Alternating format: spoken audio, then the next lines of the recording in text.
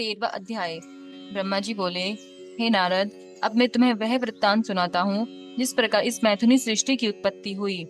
भगवान सदाशिव से शक्ति पाकर मैंने एक पुरुष तथा एक स्त्री को अपने आधे आधे शरीर से उत्पन्न किया। उस पुरुष का नाम स्वयंभु मनु तथा स्त्री का नाम शत्रुपा हुआ। शत्रुपा ने तपस्या द्वारा मनु को पति रूप में प्राप्त किया। फिर उन दोनों पुरुष तथा स्त्री ने मेरे पास आकर कहा, हे पिता, आप हमें कुछ आज्ञा दीजिए। तब मैंने अत्यंत प्रसन्न होकर उन्हें यह आज्ञा दी थी कि तुम सर्वप्रथम भगवान सदाशिव का पूजन करो, तदुपरांत उनसे आज्ञा पाकर सृष्टि उत्पन्न करने का कार्य करो। मेरी आज्ञा को स्वीकार कर उन्होंने ऐसी तपस्या की कि भगवान सदाशिव ने प्रसन्न होकर उन्हें अपना दर्शन दिया तथा वरदान मांगने के लिए कहा। उस समय मनु ने उनकी स्तुति करते हुए यह कहा, हे प्रभु, अपने मन की इच्छा को आपके सामने प्रकट करना मूर्खता होगी, अतः आप हमारे लिए जो उचित समझे वह करें। यह सुनकर भगवान त्रिशूल पानी प्रसन्न होकर बोले, हे मनु, तुम निश्चित सृष्टि को उत्पन्न करो। उस सृष्टि कार्य में तुम्हें कोई कष्ट न होगा। तुम्हें 3 प्रकार के ऋण चुकाने होंगे, जिन्हें देव ऋण, पितृ ऋण तथा ऋषि ऋण कहते हैं। इन तीनों ऋणों से उऋण होने का उपाय विद्या पढ़ना, संतान उत्पन्न करना तथा यज्ञ करना है। इतना कहकर शिवजी अंतर्धान हो गए। हे नारद, भगवान सदाशिव से इस प्रकार वरदान प्राप्त कर मनु तथा शत्रुपा मेरे समीप लौट आए और मुझे सब वृत्तांत कह सुनाया। उसे सुनकर मैंने भी उनसे कहा, तुम दोनों संतान की उत्पत्ति करो। मेरी आज्ञा पाकर वे दोनों सृष्टि उत्पन्न करने लगे। सर्वप्रथम उन्होंने 2 पुत्र तथा 3 पुत्रियों को उत्पन्न किया। उनमें एक पुत्र प्रियव्रत के नाम से प्रसिद्ध हुआ। उसने गृहस्थ आश्रम में प्रवेश कर श्रेष्ठ धर्म का पालन किया। उसकी संतान भी अत्यंत शीलवान हुई। आगे चलकर उसी के वंश में भगवान श्री कृष्ण चंद्र ने अवतार लिया। मनु के दूसरे पुत्र का नाम उत्तानपाद था। उसके वंश में ध्रुव के समान योगी भक्त का जन्म हुआ। मनु की पहली पुत्री का नाम अनुमति था। उसका विवाह मेरे पुत्र रुचि नामक मुनि के साथ हुआ था। वह पुत्र मुझे अत्यंत प्रिय था। उसके द्वारा यज्ञ और दीक्षा नामक 2 संतानों की उत्पत्ति हुई। मनु की दूसरी पुत्री का नाम देवहूति था। उसका विवाह कद्रम मुनि के साथ हुआ था। उसके गर्भ से भगवान कपिल देव ने जन्म लिया। कद्रम मुनि के कला, अनुसूया, श्रद्धा, निर्वचा, कर्मागति, शांति, अरुंधति, ख्याति, वहर्ति तथा वरहति नामक 10 कन्याएं भी हुई।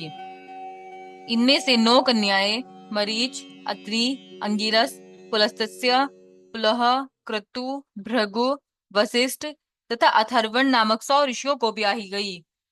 मनु की तीसरी पुत्री का नाम प्रसूति था। उसका विवाह दक्ष के साथ हुआ। उन दोनों से 60 कन्याएं उत्पन्न हुई। उनमें से दक्ष ने 10 कन्याओं का विवाह धर्मराज के साथ कर दिया। 27 कन्याएं चंद्रमा को दे दी तथा 13 कन्याएं कश्यप को, 4 कन्याएं ताक्षय को एवं भूत, अंगिरस तथा कृशाशव को 2-2 कन्याएं ब्याह दी। उन सबसे बहुत अधिक संतानों की उत्पत्ति हुई। उसी के कुल में हमने विष्णु जी ने तथा शिव जी ने जन्म लिया। इस प्रकार अपनी 60 पुत्रियों का विवाह करने के उपरांत दक्ष ने मेरे पास आकर सब हाल कह सुनाया और यह पूछा कि अब आप मुझे क्या आज्ञा देते हैं। दक्ष की बात सुनकर मैंने उसकी प्रशंसा करते हुए कहा, हे पुत्र, अब तुम कोई ऐसा उपाय करो जिससे तुम्हारी पुत्री का विवाह शिवजी के साथ हो सके। ऐसा करने से तुम्हारा जन्म सफल हो जाएगा और हमारी सृष्टि पवित्र हो जाएगी। मेरी यह आज्ञा सुनकर दक्ष कठिन तपस्या करने के लिए चला गया। उस तपस्या के प्रभाव से आदिशक्ति जगदम्बा ने दक्ष के घर में अवतार ग्रहण किया। 14वां अध्याय। नारद जी ने हंसकर कहा, हे पिता, अब आप अपने विष्णु जी के एवं शिव जी के लोकों का वर्णन कीजिए। यह सुनकर ब्रह्मा जी भगवान सदाशिव का ध्यान धरकर बोले, हे पुत्र, मेरे लोक का नाम सत्यलोक है। इसके ऊपर विष्णु जी तथा शिव जी के लोक हैं, जिन्हें वेद तथा पुराण परमधाम कहकर पुकारते हैं। सत्यलोक के ऊपर वैकुंठ लोक है। यह 16 करोड़ योजन की परिधि में चौकोर बसा हुआ है। उसमें रत्नों से भरे हुए स्वर्ण मंदिर, बाग, उपवन तथा कुएं आदि सर्वत्र सुशोभित है। इसको स्वर्ग भी कहा जाता है। हे नारद, अब मैं तुमसे उस लोक का वर्णन करता हूँ जो स्वर्ग से ऊपर है और जिसे स्वामी कार्तिकेय लोक कहते हैं। वह लोक 64 योजन की परिधि में चौकोर बसा हुआ है। उस लोक के सभी घर रत्नों से भरे हुए हैं। उस लोक के स्वामी स्वामी कार्तिकेय हैं, जिन्होंने तारकासुर का वध कर देवताओं को आनंद प्रदान किया था। वे भगवान सदाशिव के पुत्र होकर उन्हीं के पद पर विराजमान हैं। हे नारद, उस लोक के ऊपर शक्ति लोक है। वहाँ संपूर्ण सृष्टि की माता जगदम्बा आदि शक्ति निवास करती है। वहाँ इंद्र आदि देवता जगन माता की सेवा करते हुए उनके चरणों का ध्यान धरते रहते हैं। हे पुत्र, तुम्हें यह जान लेना चाहिए कि इस सृष्टि के संपूर्ण प्राणी उन आदि शक्ति की कृपा से ही ठहरे हुए हैं। वे जगदम्बा भगवान सदाशिव की अर्धांगिनी हैं। उन्हीं के अंश द्वारा मेरी पत्नी ब्रह्माणी, विष्णु जी की अर्धांगिनी लक्ष्मी एवं स्वाहा, स्वधा, सिद्धा, विश्वा तथा इंद्राणी की उत्पत्ति हुई है। वह शक्तिलोक भली भांति सजा हुआ है। हे नारद, शक्तिलोक के ऊपर शिवलोक है। वहां किसी को चिंता और मोह नहीं व्यापते हैं। जिस स्थान पर भगवान सदाशिव का सिंहासन है वह स्थान परम मनोहर है। शिवजी के बैठने का सिंहासन रत्नों से जड़ा हुआ है। उसके पास ही शिवजी के तथा भगवती आदिशक्ति के अनेक निवास एवं विहार स्थल बने हुए हैं। और शिवलोक का विस्तार 256 करोड़ योजन है। उस लोक के बीचों बीच अत्यंत सुंदर, पवित्र तथा सब प्रकार की चिंताओं को नष्ट करने वाला भूत भावन का मुख्य निवास स्थल बना हुआ है। उन त्रिशूल पाणी शिवजी द्वारा ही मेरी, विष्णु जी की तथा रुद्र की उत्पत्ति हुई है।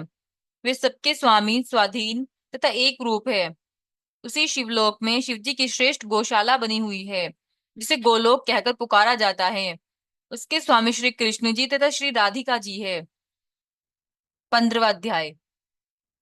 सुत जी ने कहा, हे ऋषियों, ब्रह्मा जी के ऐसे वचन सुनकर नारद जी अत्यंत प्रसन्न हो प्रेम एवं सुखरूपी समुद्र में गोते लगाने लगे। फिर प्रेम पूर्वक इस प्रकार बोले, हे ब्रह्मा जी, आपने जो शिवलोक को सर्वोच्च स्थान देकर उसका वर्णन किया, उसे सुनकर मुझे बहुत प्रसन्नता हुई है। परंतु मेरे मन में एक संदेह उत्पन्न हुआ है। मैंने सुना था कि शिवजी का स्थान कैलाश पर्वत पर है तथा जो शिवपुरी में जाता है उस कैलाश की प्राप्ति होती है, न किसी अन्य स्थान की। इसलिए आप मुझे यह बताइए कि जो शिवजी कैलाश में निवास करते हैं, क्या वे वही शिवजी है जिनका कि आप वर्णन करते हैं, अथवा कोई दूसरे हैं? नारद जी का यह प्रश्न सुनकर ब्रह्मा जी बोले, हे नारद, अब मैं तुम्हें सब हाल विस्तार पूर्वक बताता हूँ। जो परब्रह्म सगुण रूप शंकर हैं, उनकी इच्छा शक्ति से द्वारा शिवानी हुई वे ही ब्रह्म शिव अपनी शक्ति द्वारा संसार की सृष्टि करते हैं। मैं उनके लोक काशी, ब्रह्मपुर तथा आनंद वन का वर्णन कर चुका हूँ। अब अपनी शंका का समाधान सुनो। जब मैं शिवजी की आज्ञा अनुसार सृष्टि उत्पन्न कर चुका, तब मैंने उन महाप्रभु से प्रार्थना की कि हे प्रभु, अब आप भी सगुण रूप अंगीकार करके आइए।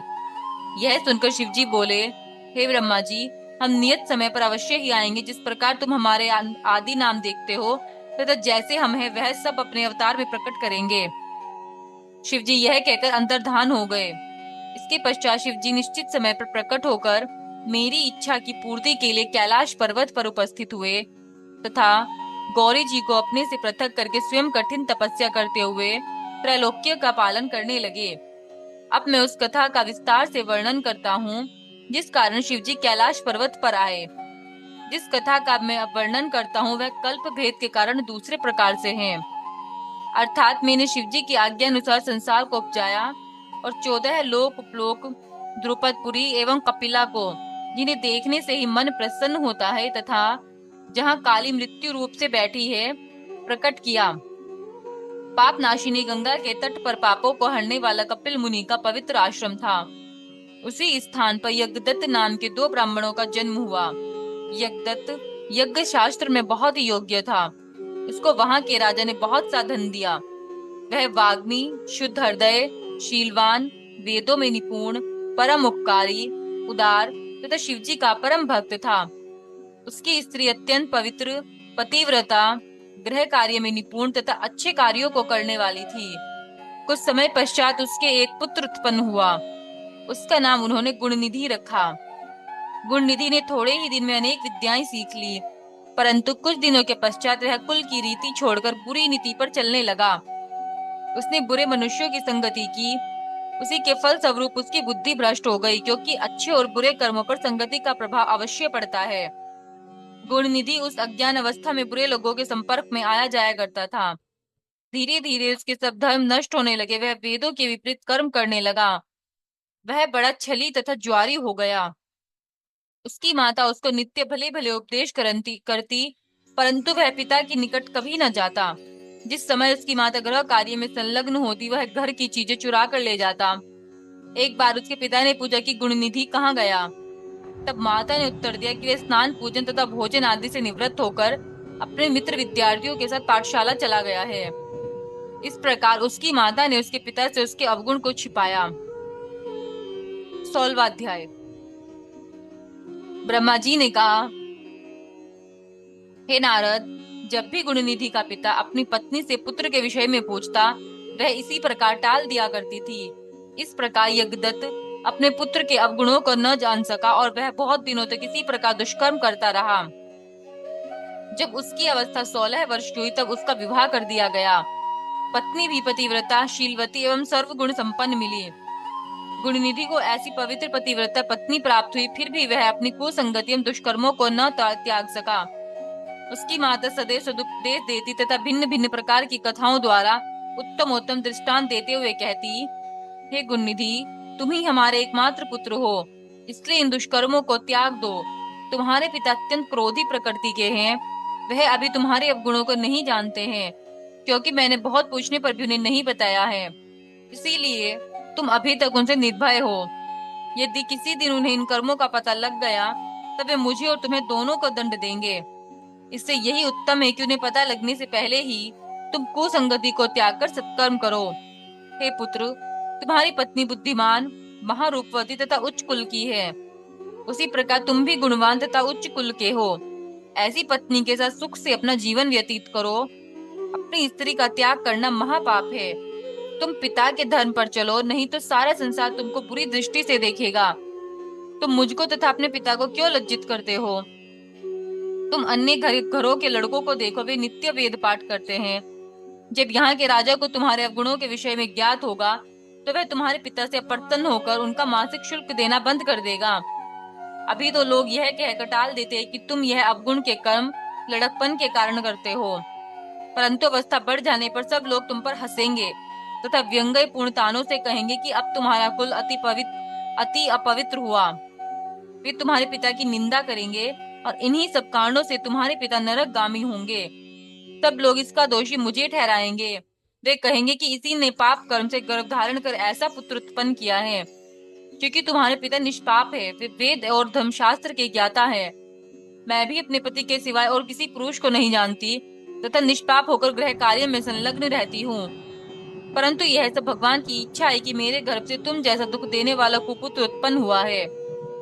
इस प्रकार गुणनिधि की माता अनेक उपदेश देती, भिन्न भिन्न प्रकार से समझाती, परंतु गुणनिधि पर उसका कोई प्रभाव नहीं पड़ता था। ब्रह्मा जी बोले, हे नारद, गुणनिधि को यदि मेरे समान भी कोई गुरु मिलता तो भी उस मूर्ख के मन में बुद्धि उत्पन्न न होती। गुणनिधि की माता उपदेश करते करते थक गई, परंतु गुणनिधि पर कोई प्रभाव नहीं पड़ा। वह सदैव जुआ खेलता, चोरी करता, मद्यपान करता और वेश्याओं के साथ भोग करने में अपना समय व्यतीत करता था। इस प्रकार उसने कुछ ही दिनों में पिता का धन चुराकर जुआ, भोग तथा वेश्याओं पर खर्च कर डाला। इस प्रकार वह निर्धन हो गया। उसके पिता ने जितने बहुमूल्य रत्न एवं उत्तम वस्त्र अपनी विद्या के प्रभाव से राजा के यहाँ से प्राप्त किए थे, उनमें से कुछ भी शेष न बचा। तब एक दिन गुणनिधि ने अपनी माता को पूरी तरह से निद्रा में लिप्त देखकर उसके हाथ में से अंगूठी उतार ली और उसको जुआरियों के साथ दांव पर लगा दिया। जुआरियों ने उस अंगूठी को भी जीत लिया। एक दिन अकस्मात उसके पिता यज्ञदत्त ने उस अंगूठी को एक जुआरी के पास देखकर पहचान लिया। उन्होंने उस पुरुष को एकांत में ले जाकर पूछा कि तुमने यह अंगूठी कहाँ से प्राप्त की है? उस जुआरी ने उत्तर दिया, यह अंगूठी तथा इसी प्रकार की अनेक अंगूठियां मेरे पिता के घर में हैं। जान पड़ता है पराया धन देखकर तुम ललचाते हो। भला तुमने ऐसी चतुराई किससे सीखी है? तब यज्ञदत्त ने क्रोधित होकर उससे कहा, अब तुम हंसी छोड़कर तथा छल आदि को त्याग कर इस अंगूठी के विषय में सत्य सत्य बता दो कि यह तुमने कहाँ से प्राप्त की है। मैंने इसे राजा से प्राप्त किया है, अतः तुम इसे नहीं ले सकते। इस प्रकार जब उन्होंने दृढ़ता से जुआरी से पूछा तो उसने सब सत्य सत्य बात उनको बता दी और कहा, तुम मुझको डराते धमकाते क्यों हो? मैंने कोई चोरी नहीं की है। यही क्या, और भी बहुत सी वस्तुएं मैंने तुम्हारे लड़के से जुए में जीती है। अनेक रत्न, सोने चांदी के आभूषण, पीतल तांबे आदि के बर्तन जो भी तुम्हारे घर में थे, हम लोगों ने वे सब तुम्हारे लड़के से जीत लिए हैं। वह केवल जुआ ही नहीं खेलता, अपितु चोरी तथा वेश्या गमन भी करता है। जुआरी के ऐसे वचन सुनकर यज्ञदत्त को बहुत आश्चर्य हुआ। वे कपड़े से अपना मुंह लपेटे शोक से रुदन करते हुए अपने घर आए तथा स्त्री से बोले, गुणनिधि कहाँ है तथा मेरी अंगूठी कहाँ है? उनकी स्त्री यह सुनकर बहुत भयभीत हो गई। उसने बड़ी चतुराई से उत्तर दिया, इस समय मैं अपने अनेक कार्यों में व्यस्त हूँ। तुम्हारा भी यह पूजन का समय है। मुझे तुम्हारे प्रेमी अतिथियों का भोजन बनाना है। मैंने अंगूठी को किसी स्थान पर रख दिया है, परंतु इस समय स्मरण नहीं है। जिस समय इन कार्यों से अवकाश पाऊंगी उस समय तुम्हारी अंगूठी खोज कर दे दूंगी।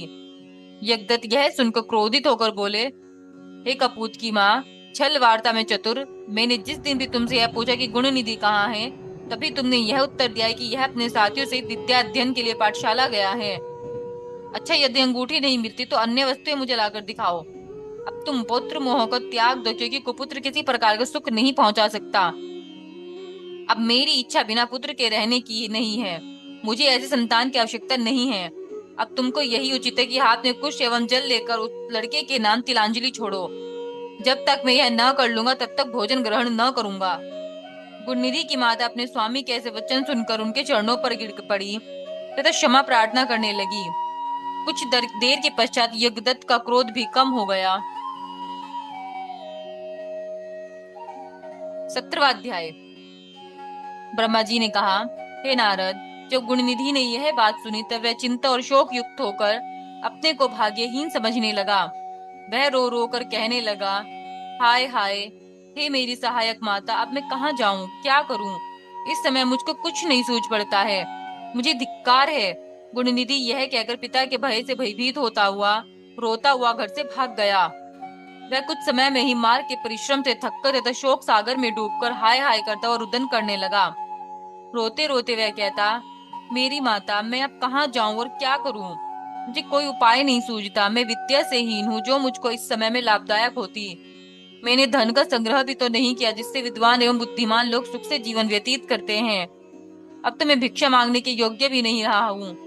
प्रातः काल जब मैं सोकर उठता था तो मेरी माँ मुझे बड़े स्नेह से भोजन देती थी, परंतु अब उस माता को मैं कहाँ पाऊं, अतः क्या करूं, कहाँ जाऊं? गुणनिधि इस प्रकार भयभीत और रुदन करते करते अचेत होकर पृथ्वी पर गिर पड़ा। सूर्यास्त का समय हो गया। कुछ समय पश्चात वह सचेत होकर पुनः इसी चिंता में डूबा हुआ था कि इतने में एक शिवभक्त पुरुष शिवजी की पूजा के लिए उधर से निकला। उसके पास पूजन के लिए अनेक प्रकार की सामग्री तथा शिवजी के लिए भांति भांति के नैवेद्य थे। उसके साथ कुछ अन्य शिव भक्त भी थे। उस दिन शिवरात्रि थी, जिसमें मनुष्य व्रत करके मुक्ति प्राप्त करते हैं। यह शिवरात्रि सब व्रतों में श्रेष्ठ, अत्यंत सुखदायक, स्वयं शिव जी को अति प्रिय है। मूर्ख भी इस व्रत को करके अपने मनोरथ सिद्ध कर चुके हैं। जिस प्रकार शिव जी समस्त देवताओं को सुख प्रदान करते हैं, उसी प्रकार यह व्रत भी मनुष्यों को सुख प्रदान कर इस अपार संसार के ऋणों तथा बंधनों से मुक्त कर देता है। ऐसे परम शिवरात्रि व्रत को रखे हुए वे मनुष्य शिवालय में चले गए।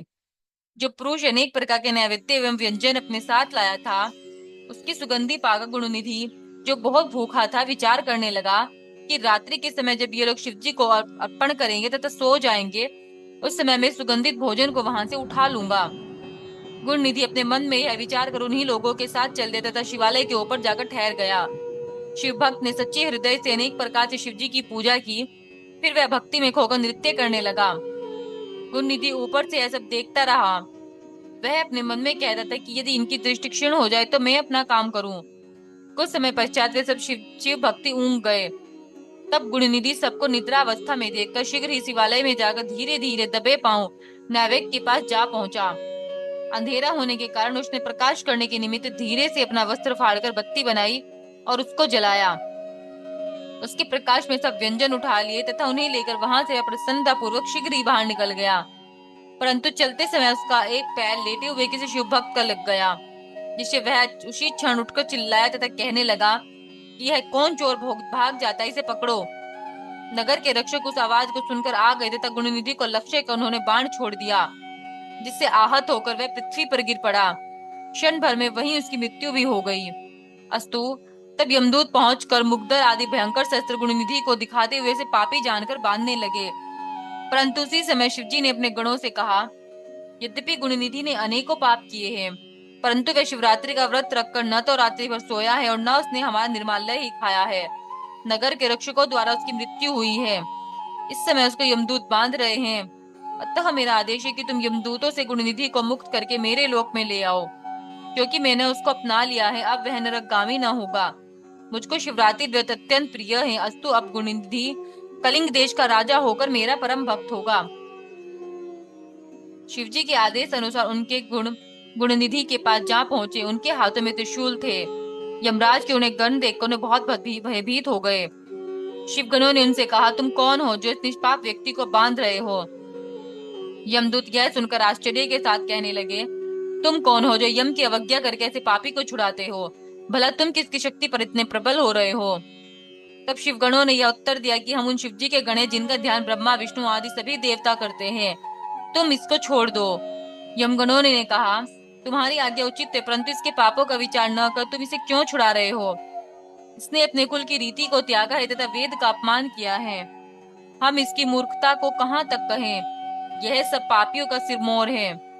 सबसे बड़ा पाप जो इसने किया वह यह है कि शिव निर्माल्य चोरी करके ले भागा और खाने लगा। यह तो तुम भी देख रहे होंगे। तुम यह भी भलीभांति जानते हो कि जो कोई शिव निर्माल्य ग्रहण करता है उसको ऊपर से लांग जाता है अथवा किसी को देता है वह नरकगामी होता है। शिवजी पर चढ़ी वस्तु खाने की अपेक्षा विष पीना कहीं अच्छा है, परंतु इस संसार में तो धर्म रखना ही बहुत कठिन हो गया है। शिवगणों ने यमगणों के मुख से यह शब्द सुनकर उत्तर दिया, हे यमदूतो, यह ब्राह्मण पुत्र निष्पाप हो चुका है। इसने सबसे बड़ा धर्म यह किया है कि इसने शिव मंदिर में जाकर अपना वस्त्र फाड़ा तथा उससे दिया जलाकर प्रकाश किया। दूसरा बड़ा धर्म यह किया कि शिवरात्रि को रात्रि दिन व्रत कर रात्रि भर जागरण किया। शिवजी का पूजन देखता रहा, उनका नाम श्रवण करता रहा। यद्यपि यह धर्म इससे अचानक ही हुआ, परंतु इसको पुण्य लाभ हुआ है।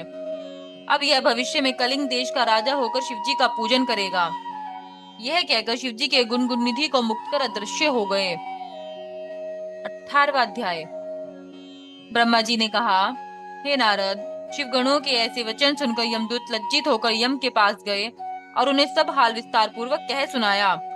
यम को भी यह सुनकर आश्चर्य हुआ। फिर यम ने शिवजी को दंडवत कर अपने गणों को तीनों लोकों में फिरने का आदेश देते हुए यह कहा कि जो मनुष्य देह में भस्म लगाए हो, रुद्राक्ष धारण किए हो, शिवलिंग का पूजन करता हो एवं आराधना में डूबा हो अथवा छल से भी शिवजी का बाण तथा वस्त्र धारण किए हो तथा उसका शिवजी से किसी प्रकार भी संबंध हो, तो तुम उसको मुक्त कर देना और कोई कष्ट मत देना। यमराज ने शिवजी की स्तुति करते हुए कहा, हे सदाशिव, आप मेरे पापों को क्षमा कीजिए, क्योंकि यह अपराध मुझसे अज्ञान में ही हुआ है। इस प्रकार बहुत स्तुति करने के पश्चात यमराज चुप हो गए। ब्रह्मा जी बोले, हे नारद, गुणनिधि यमगुणों से मुक्त पाकर विमान पर आरूढ़ हो शिवलोक को चला गया। बहुत समय तक स्वर्ग में रहकर सुख भोगकर वह कलिंग देश का राजा हुआ। वहां के पहले राजा का नाम इंद्रमुनि था। गुणनिधि ने उसी के यहाँ जन्म लिया तथा कद्रम के नाम से प्रसिद्ध हुआ। वह शिवजी का अनन्य भक्त था। इंद्रमुनि अपने पुत्र में राजा के समस्त लक्षण देख अपना संपूर्ण राज्य उसको सौंप रानी सहित वन में जाकर शिवजी की कठिन तपस्या करके शिवलोक को प्राप्त हुआ। कद्रम को पूर्व जन्म का स्मरण था, इसलिए वह समस्त शिवालयों में दीपदान करने लगा। उसने प्रत्येक मंडलेश्वर को आदेश दिया कि जितने भी शिवालय हो वहां दीपक जलाए जाएं और जो इस आज्ञा का उल्लंघन करे उसका सिर धड़ से अलग कर दिया जाए। गांव के स्वामी इस भय से दीप दान करने लगे। वह स्वयं भी बड़े हर्ष के साथ इस कार्य को करता रहा। उसने अपनी नीति द्वारा जनता को प्रसन्न रखा। वह जीवन भर शिवजी के दीप दान से अचेत न रहा। जब उसकी मृत्यु हुई तब उस पुण्य से वह शिवलोक को प्राप्त हुआ। उसने शिवलोक में अनेक प्रकार के आनंद और सुख भोगे तथा शिव चरणों का ध्यान धरता रहा। इसके पश्चात उसने मृत्यु लोक में जन्म लिया। ब्रह्मा जी कहते हैं, हे नारद, अब मैं तुम्हें अपने लड़के पुलस्त्य के पुत्र का हाल सुनाता हूँ। मेरे पुत्र पुलस्त्य के विद्वान विष्टवा नाम का एक पुत्र हुआ। विष्टवा की 3 स्त्रियां थी। वे तीनों ही विष्णु तथा शिव की भक्त थी। विष्टवा की सबसे छोटी पत्नी से विभीषण नाम का पुत्र उत्पन्न हुआ। विभीषण विष्णु का ऐसा भक्त हुआ कि वह इस अथाह संसार सागर से पार हो गया। विष्टवा की मंझली पत्नी से 2 पुत्र रावण तथा कुंभकर्ण तुम्हारे शाप के फलस्वरूप उत्पन्न हुए। वे दोनों ही शिव के भक्त बनकर अनेक प्रकार के संसारी भोग विलासों में लिप्त हो गए। उनमें से रावण ने शिवजी की कठिन तपस्या कर उनसे वरदान प्राप्त किया। उसने तेज एवं प्रताप से संसार भर में राज्य किया। विष्णु भगवान ने उसका नाश करने के लिए स्वयं द्विभुज मानव अवतार लिया था, जिसका नाम राम हुआ।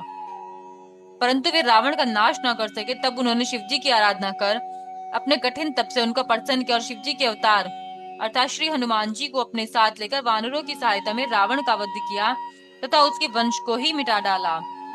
विष्णुवा की सबसे बड़ी पत्नी का नाम पटलिता था। उसके उदर से गुणनिधि का जन्म हुआ था, जिसका वर्णन पहले किया जा चुका है। विष्णुवा ने पहले लंका में रहकर जो उचित था वह किया, फिर काशी में आकर घोर तपस्या की, जिससे शिवजी उस पर अत्यंत प्रसन्न हुए। शिवजी का वरदान पाकर वह अलकापुरी का राजा हुआ तथा दिक्पति के नाम से प्रसिद्ध हुआ। उसे राज्य करते हुए एक कल्प व्यतीत हुआ। जब धनवान कल्प का आरंभ हुआ, उस समय विश्रवा ने तपस्या आरंभ की। उसने दीपदान की संपूर्ण विधि कंठस्थ करके उसमें बहुत ध्यान लगाया। अस्तु, वह काशी में कठिन तपस्या करने लगा और हृदय के नेत्र खोलकर उसने शिवजी के दर्शन प्राप्त किए। अपने हृदय को ब्रह्म ज्ञान से पूर्ण कर उसने मन को शांत कर लिया और उसी स्थान पर शिवलिंग की स्थापना करके षोडशोपचार द्वारा उसकी पूजा की। पूजा करते करते विश्रवा के शरीर का रक्त एवं मांस सूख गया, केवल चर्म तथा हड्डियां ही शेष रह गई। ऐसी कठोर तपस्या करते करते 100 करोड़ वर्ष समाप्त हो गए। उसकी ऐसी कठिन तपस्या को देखकर शिवजी पार्वती सहित विष्णुवा के पास पहुंचे और वर मांगने के लिए कहने लगे। 19वां अध्याय। शिवजी ने विष्णुवा से कहा, अब इस तपस्या को छोड़कर अपनी इच्छा अनुसार वर मांग लो। यद्यपि यह शब्द सदाशिव ने उच्च स्वर से कहे थे, परंतु विष्णुवा ध्यान मग्न होने के कारण शिवजी के शब्दों को नहीं सुन सका। तब शिवजी ने उसके हृदय से अपनी मूर्ति हटा ली। दिक्पति ने उस समय आश्चर्यचकित होकर जब अपने नेत्र खोले तो देखा कि शिवजी अपने पूर्व रूप से, जैसा कि वह सुन चुका था, सम्मुख खड़े हुए हैं। उनके वामांग में पार्वती खड़ी थी। यह देखकर वह अत्यंत प्रसन्न हुआ, परंतु अत्यंत प्रकाशवान तेज को देखने की शक्ति न होने के कारण उसने अपने नेत्र बंद कर लिए और फिर इस प्रकार कहा, हे नाथ, मुझे आप अपने चरण दिखा दीजिए और ऐसी शक्ति दीजिए जिससे मैं आपके दर्शन कर सकूं। मैं इसके अतिरिक्त और कुछ नहीं चाहता, क्योंकि संसार में इससे अधिक और कोई पदार्थ नहीं है। दिक्पति यह कहकर चुप हो गया। शिवजी उसके वचनों को सुनकर अत्यंत प्रसन्न हुए। उन्होंने दिक्पति को अपने स्वरूप का दर्शन प्राप्त करने की शक्ति प्रदान की तथा अपने हाथों से उसके हाथ पकड़ लिए। सर्वप्रथम दिक्पति ने नेत्र खोलते ही शिवरानी को देखा और कहा, ये देवी कौन है? इनका बड़ा सौभाग्य है जो ये शिवजी कितने निकट रहती हैं। इनके पुण्य, प्रेम और माता पिता धन्य है। उसने यह बात बारंबार कही तथा शिवरानी को प्रत्यक्ष कुदृष्टि से देखा। इससे उसकी आंखें तुरंत फूट गई। उस समय देवी ने क्रोधित होकर कहा, यह तपस्वी कुदृष्टि रखने वाला है, इसी से इसे कष्ट मिला है। यह ऐसे व्यंग्य वचन कहकर मुझे अपनी स्त्री के समान देखता है। शिवरानी बोली, हे शिव, यह आपका कैसा भक्त है? यह वचन सुनकर शिवजी हंसते हुए बोले, हे देवी, इसने छल का त्याग कर ऐसा तप किया है जो प्रत्यक्ष है। तुमको मेरे साथ देखकर तुम्हारे भाग्य को अपने से अधिक जानकर इतनी सराहना की है। यह कुदृष्टि से नहीं देखता। इसके पश्चात शिवजी दिक्पति से बोले, तुम्हारी जो भी इच्छा हो मांग लो। हमारे आशीर्वाद से तुम समस्त निधियों एवं संपूर्ण राजाओं के स्वामी होंगे। तुम्हारे अधीन विद्याधर, यज्ञ तथा किन्नर रहेंगे। तुम्हारी जो गुप्त इच्छा है हम उसे भी जानते हैं। अस्तु, हम मित्र होकर तुम्हारे ही निकट रहेंगे, अर्थात कैलाश पर्वत पर निवास कर तुमसे अत्यंत प्रेम रखेंगे और तुम्हारी हर कठिनाई को दूर करते रहेंगे। अब तुम शिवरानी के चरणों पर गिरकर इनसे क्षमा मांगो, क्योंकि ये तुम्हारी माता है। इस प्रकार ये प्रसन्न होकर अपना क्रोध शांत कर लेंगी। शिवजी की आज्ञा सुनकर विश्रवा शिवरानी के चरणों पर गिर पड़ा। तब शिवजी शिवरानी से बोले, हे देवी, यह तुम्हारा परम भक्त है, तुम इसके ऊपर कृपा करो और इसको अपना सेवक समझो। शिवजी की ऐसी बातें सुनकर शिवरानी ने अपने क्रोध को शांत कर लिया तथा दिक्पाल से कहा, अब तुम हमारे पुत्र हुए, इसलिए तुम्हारे मन में शिवजी की भक्ति सदैव बनी रहेगी। तुमको शिवजी ने जो वरदान दिया है वह सत्य है। तुम मेरे स्वरूप की इच्छा करके अपने मन में भय नहीं लाए, इससे तुम्हारा नाम कुबेर होगा। तुमने जिस शिवलिंग की स्थापना की है वह सिद्धि प्राप्त करने वाला होकर तुम्हारे ही नाम से प्रसिद्ध होगा। वह संपूर्ण पापों को नष्ट करके मुक्ति देगा। जो कुबेरेश्वर महादेव के दर्शन करेगा वह थोड़ी सी भक्ति में भी तपस्या का फल प्राप्त कर लेगा। यह कुबेरेश्वर महादेव विश्वेश्वर के दाहिने ओर है, जिनकी पूजा करके लोग अत्यंत आनंद प्राप्त करते हैं। शिव और शिवरानी दिक्पति को यह वर देकर तथा यह कहकर कि हमारे आने की प्रतीक्षा करना अंतर्धान हो गए। दिक्पति भी अपने घर को लौट आया। शिवजी की कृपा से उसने बहुत धन प्राप्त किया। फिर वह अलकापुरी का राजा होकर तथा शिव मित्र उपनाम पाकर शिव का कोषाध्यक्ष हुआ। तब से वह सदैव शिव की भक्ति में संलग्न रहता है। अलकापुरी इतनी सुंदर है जिसको देखकर मनुष्य का मन मोहित हो जाता है। हे नारद, मैंने तुम्हें यह विष्टवा की कथा से कह सुनाई कि इसने किस प्रकार शिवजी से वरदान प्राप्त किया। तीनों लोकों में शिव के समान दयालु कोई नहीं है। 20वां अध्याय। ब्रह्मा जी बोले, हे नारद, दिक्पति को वरदान देकर जब शिव जी अंतर्धान हो गए, तब उन्होंने मन में सोचा कि हमने दिक्पति को अपना मित्र बनाया है, तो अब किस प्रकार उसके यहाँ जाकर मनुष्य की भलाई के लिए कोई उपाय करें। हमने पहले भी यह विचार किया था कि अब हम कुबेर के मित्र होकर उसके पास निवार करेंगे। हमारा मुख्य स्वरूप तो पर ब्रह्म रूप है, इसलिए उस स्वरूप तथा स्वरूप में जो हम अब उसके यहाँ धारण करके जाएंगे कोई अंतर नहीं होगा। जो व्यक्ति इनमें अंतर या द्वैत भाव समझेगा वह दुख प्राप्त करेगा। ब्रह्मा विष्णु आदि द्वारा जो शिव की पूजा की जाती है, उसी अनुरूप एवं नाम से हम वहां वास कर कुबेर के साथ मित्रता स्थापित करेंगे। शिव रानी ने अब तक अवतार नहीं लिया है, अकेले हमने अवतार लिया है, इसलिए अब पहले अकेले हम ही लोग कठिन तप करके वहां निवास करते हुए भक्तों को, मुक्त तथा कुमार्गियों को नष्ट करेंगे। कुछ समय इसी प्रकार रूप देखने के पश्चात शक्ति भी अवतरित होंगी तथा संसार की रीति के अनुसार वे हमारी पत्नी होंगी। तब उस दशा में हम ग्रस्त होकर अनेकों प्रकार के भोग विहार भी करेंगे। ऐसा विचार कर शिवजी ने आगे चलने का प्रयत्न कर अपना डमरू बजा दिया। उसके शब्द से तीनों लोग पूरित हो गए। तब सब लोग उसी शब्द की ओर चल दिए। विष्णु गरुड़ पर तथा मैं हंस पर चढ़ चला। सनकादिक मुनि, सिद्ध देवता, वेद, धर्मशास्त्र, पुराण, तुम अन्य मुनि तथा सर्पों के युथोप उस शब्द को लक्ष्य करके चल दिए। शिव के गण प्रथम भी उसी ओर चले। सब लोग परस्पर यह कह रहे थे कि क्या कारण है जो आज डमरू बजाया गया है, आज किसका भाग्य उदय हुआ। हमारा भी सौभाग्य है कि हम शिवजी के शुभ चरणों के दर्शन प्राप्त करेंगे। सब लोग इसी प्रकार की बातें करते हुए शिवजी के पास जा पहुंचे और उन्हें दंडवत प्रणाम करने के पश्चात हाथ जोड़कर स्तुति करने लगे। शिवजी ने अत्यंत प्रसन्न हो विष्णु जी का हाथ पकड़कर उन्हें अपनी बाईं ओर बैठा लिया तथा दाहिनी ओर मुझे स्थान दिया। इसके पश्चात कुछ लक्ष्य पूछकर मुझे अति प्रतिष्ठित किया। उन्होंने हाथ के संकेत से सूर्य का आदर किया तथा उन मुनियों को जो अमर है देखकर अत्यंत प्रसन्नता व्यक्त की। शिवगण शिवजी की इच्छा समझकर स्वयं ही अपने अपने स्थान पर बैठ गए। इस प्रकार वहां बहुत से लोग एकत्र हो गए तथा एक बृहद उत्सव का आयोजन हुआ। फिर शिवजी ने कुबेर का मनोरथ पूरा करने के लिए कैलाश जाने का उद्योग किया।